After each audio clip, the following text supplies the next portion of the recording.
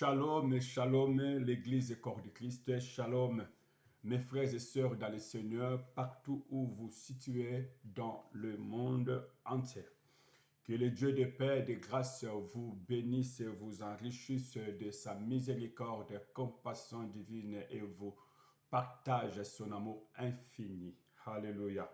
Voici le temps favorable, le moment béni, mes amis, frères et sœurs dans le Seigneur, le racheté du Christ Jésus, les amoureux du Seigneur, notre Sauveur et Rédempteur glorieux.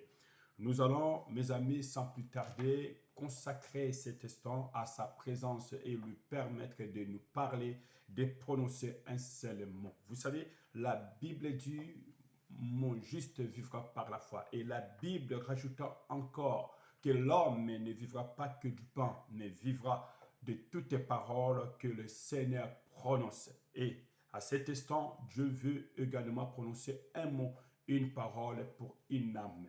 Un mot, une parole pour un esprit. Un mot, une parole pour une vie. Vous savez, tout passera, mais la parole de Dieu, elle demeure éternellement. Alors, chers bien-aimés, s'il vous plaît, l'homme est tridimensionnel. Il est constitué du corps, âme et esprit, mes amis dans le Seigneur. Mais la Bible dit, le corps est poussière. Vous voyez, le corps est le sable. Le corps, c'est la terre. Ça va retourner là où la terre a été tirée.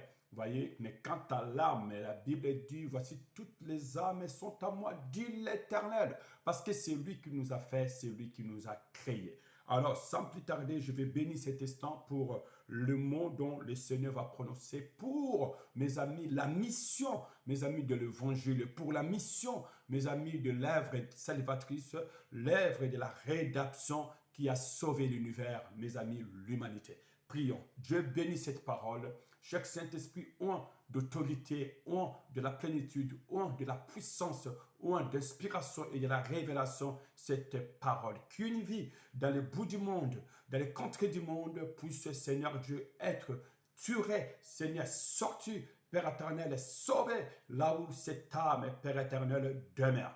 Je prie que la lumière de cette parole, Seigneur Dieu, puisse pénétrer, Seigneur, être introduite, Adonai, oui, là où les ténèbres a toujours été régné. Seigneur Dieu, que cette parole puisse dissiper définitivement les ténèbres, afin que, Seigneur, la lumière puisse faire son entrée. Désormais, Christ Jésus, que cette parole apporte le salut, la délivrance, la joie, la confiance, l'espérance. Oh Dieu, pourquoi pas la conviction et la bonne et totale repentance. Au nom du Christ Jésus, Seigneur, je prie que cette parole ramène toutes les âmes, tous les cœurs en toi. Et qui est, Seigneur Dieu, derrière une consécration sérieuse et totale, Seigneur, de nos vies. Ainsi que j'ai prié, Seigneur, si seulement une personne prendrait une décision, Seigneur Dieu, par cette parole, ce sera pour le salut éternel de son âme. Ainsi que je prie, dans le plaisir de nous revoir, Seigneur Dieu, quand tu vas établir ton royaume éternel, Seigneur, ensemble avec ton Église, Seigneur, nous ne manquerons pas, Seigneur, de te louer encore en ce jour-là éternellement. Au nom de Jésus-Christ, j'ai prié, je dis Amen. Bien, bien-aimés, aujourd'hui, nous allons parler de quelque chose, d'un sujet que le Seigneur m'a donné pour cette année nouvelle. Cette année nouvelle, nous aimerions, mes amis dans le Seigneur, ne pas continuer, mes amis, de dormir, oui, de croiser les bras, de croiser les jambes, mes amis dans le Seigneur, télécommande à la main, en train de zapper toutes les chaînes devant nos écrans. Non, cette année, nous nous sommes dit, nous allons nous lever tous, toutes. Oui, car le salut de Dieu, le salut de la croix, le salut c'est une flamme, c'est vraiment un feu qui, mes amis dans le Seigneur, s'allume, bouillonne à l'intérieur de nous.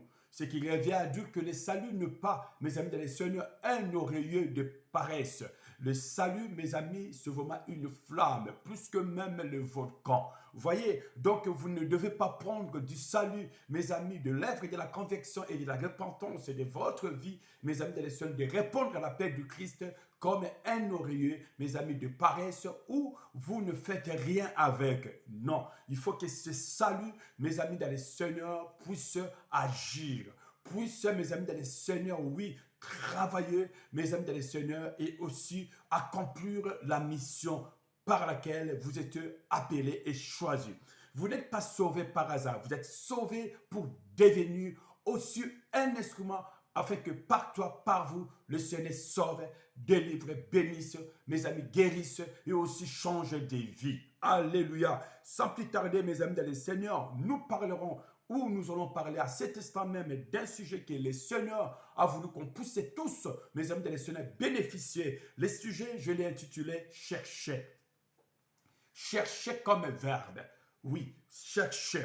Alors, où est-ce que j'ai trouvé ce sujet? Mes amis, dans le livre de Luc 19, 10, évangile de Luc, chapitre 19, le verset 10.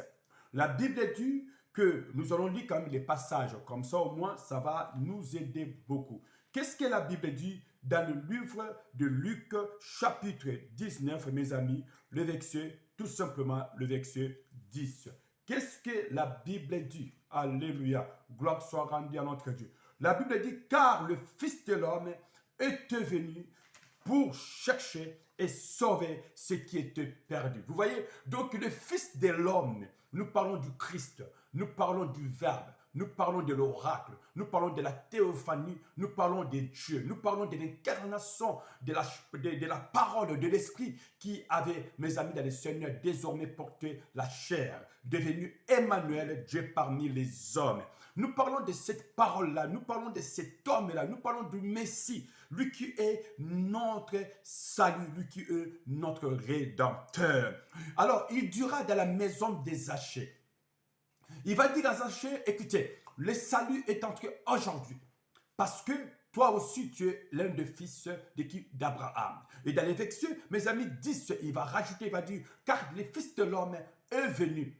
Oui, il était venu. Oui, il était venu, mes amis dans le Seigneur, pour enfin de chercher et sauver ce qui était perdu. Oui, Zachée était l'un de ses fils qui était perdu. Il était l'un de cette brebis qui était perdue, égarée. Et Christ était venu justement pour le chercher, mes amis dans le Seigneur, oui, afin de les donner, mes amis, de l'accorder la vie. Parce que la Bible dit, celui qui a le Fils a la vie. Celui qui n'a pas le Fils n'a pas la vie. Vous voyez? Alors, bien, mais cette année, mes amis, la mission de l'Église, c'est d'aller chercher. Cherchez. Vous aussi, votre mission, c'est d'aller chercher. Vous commencerez à chercher, mes amis, dans les âmes perdues, les âmes égarées, dans l'alcool, oui, dans le lesbianisme, dans, mes amis, sodomisation, dans, mes amis, l'homosexualité, dans, mes amis, l'adultère, l'infidélité, dans, mes amis, l'alcool et la drogue, cannabis, dans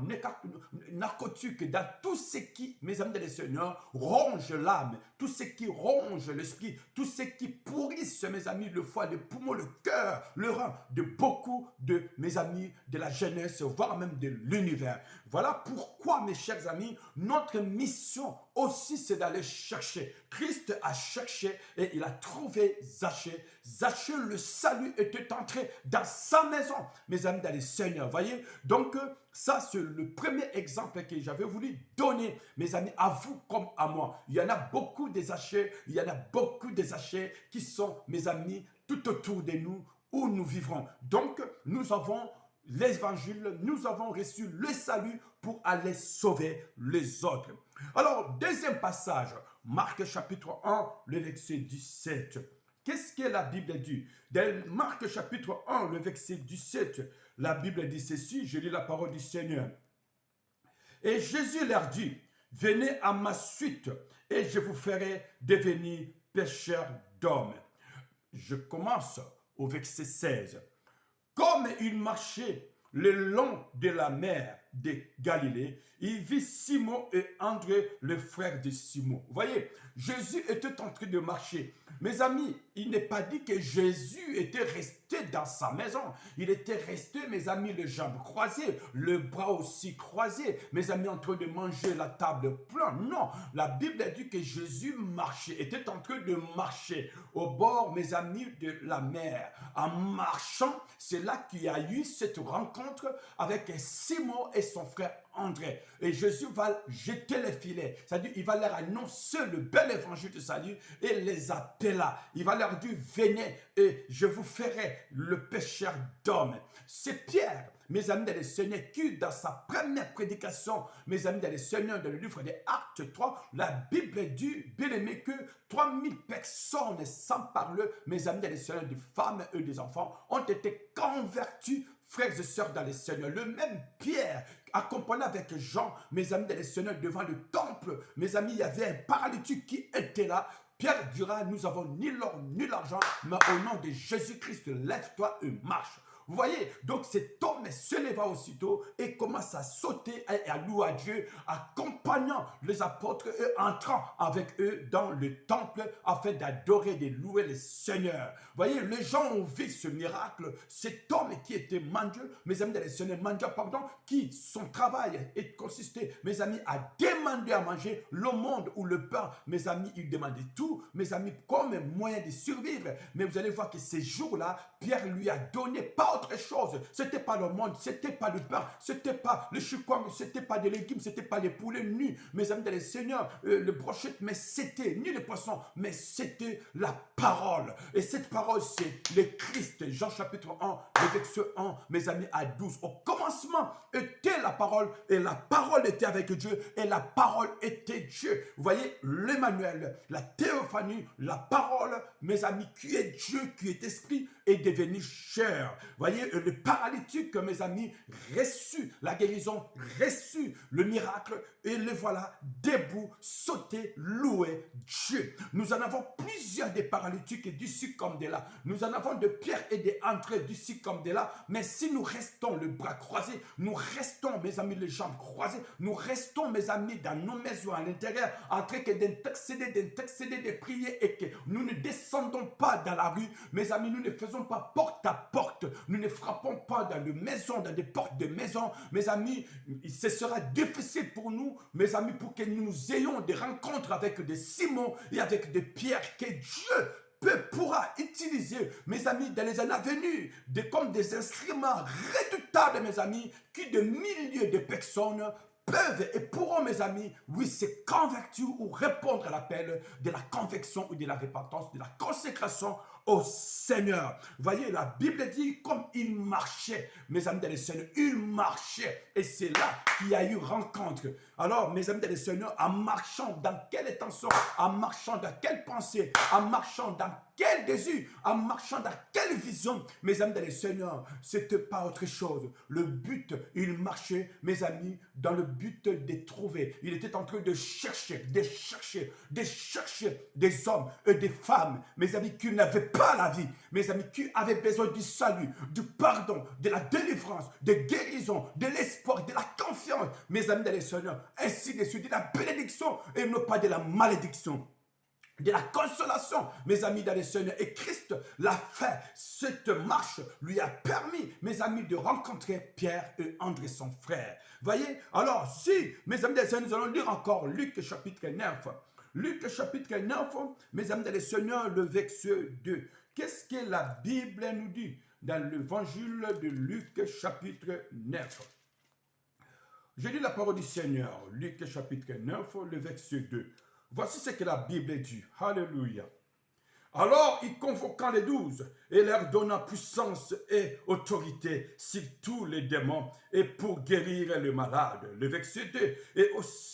Et ainsi, il les envoya prêcher le royaume de Dieu et guérit. Il les envoya prêcher le royaume de Dieu et aussi de guérir. Voyez, le Seigneur va appeler ses disciples qu'il avait réussi de trouver, qu'il s'est engagé de chercher pendant un bon moment et qu'il avait réussi, mes amis, dans le Seigneur, de les former, de les construire, mes amis, oui, de les éduquer, de les instruire, mes amis, dans le Seigneur, et il va les établir comme des apôtres. Et ces apôtres, la Bible dit, à un moment donné, le Seigneur va les convoquer et leur donner des puissances et l'autorité. Vous voyez, il va dire, je vous donne la puissance, je vous donne l'autorité. Allez partout dans le monde, la puissance sur les démons, l'autorité sur les démons, et je vous donne même le pouvoir de guérir les malades. Voyez, donc ils avaient la puissance, ils avaient l'autorité, ils avaient le pouvoir. non seulement de prêcher, non seulement d'annoncer la bonne nouvelle, mais aussi, mes amis, de guérir, mes amis, et de chasser le démon. Mes amis, la mission était simple. Le verset 2, il les envoya prêcher les royaumes de Dieu. En fait, le bel évangile du Christ, c'est la porte, c'est même la clé du royaume de Dieu. Alléluia, alléluia. Vous voyez, vous allez voir que même jusqu'à la croix avant sa mort, Jésus a encore trouvé une brebis égarée, le brigand, le mercenaire, l'assassin. Mes amis, dans le Seigneur, oui, cet homme, il a été guéri. Il dira, Seigneur, quand tu reviendras, pense, souviens-toi de moi, de ton royaume. Voyez, de ton royaume. Et Christ lui dira, aujourd'hui même, tu seras avec moi dans le paradis. Vous voyez que, mes amis, Christ avait fait un travail. Christ a encore sauvé un homme. Il a encore cherché et il a trouvé sur la croix, il a réussi de trouver encore un brigand à qui la vie a été transformée et changée. Donc, ce que j'essaie de dire aujourd'hui, au fait, c'est quoi? Qu'est-ce qui est comme clé? Qu'est-ce qui est comme clé dont nous devons tenir, mes amis dans le Seigneur, et utiliser ensemble en commun, mes amis dans le Seigneur? Qu'est-ce que vous devez faire dans cette année? Moi, je disais cette année, mes amis, n'est pas que l'année pour manger, n'est pas que l'année par rapport à nos objectifs dont nous avons fixés. Mais cette année, je sais que nous avons tous fixés. Nous avons tous, mes amis, dans le Seigneur, oui, mis en place des projets, des objectifs, c'est vrai. Et je crois par la grâce et l'assistance de notre Seigneur, nous allons parvenir à atteindre, mes amis, dans le Seigneur, à atteindre nos objectifs. C'est-à-dire quoi? À réussir, à matérialiser que nos objectifs, mes amis, dans le Seigneur, s'accomplissent. Je dis amen, je sais, parce que la Bible a dit le projet qui forme l'homme, mes amis, c'est l'homme, mais celui qui le réalise ou qui l'accomplit, c'est le Seigneur. Nous avons Dieu. Voilà pourquoi la Bible dit, car sans Dieu, nous ne pouvons pratiquement rien faire. Nous avons un Dieu vivant. Il nous tient compagnie, donc il est à notre côté. Voilà, donc rassurez-vous que nous avons l'assurance, la garantie, la confiance, l'espérance, mes amis, la détermination. Nous savons que la victoire est de notre côté. Mais par contre, mes amis, dans le Seigneur, je vais vous dire quelque chose. Cette année, le Seigneur ne vous a pas laissé en vie seulement pour que vous soyez bénis, pour que vous soyez le plus heureux, pour que vous profitez encore de la vie. Mais je pense que, mes amis dans le Seigneur, c'est pour qu'on se mette tous au travail, d'aller chercher, d'aller fouiller partout, mes amis, où se trouvera, mes amis, des hommes et des femmes sans Christ, c'est-à-dire sans le bel évangile, c'est-à-dire sans le royaume de Dieu. Ceux qui ont le Christ, ils ont le royaume de Dieu en eux. Mais ceux qui n'ont pas le Christ n'ont pas encore le royaume. Parce que l'évangile, le bel évangile dont nous annonçons, c'est l'évangile du royaume. Vous voyez, l'évangile du royaume. Et le Seigneur a donné le pouvoir, a donné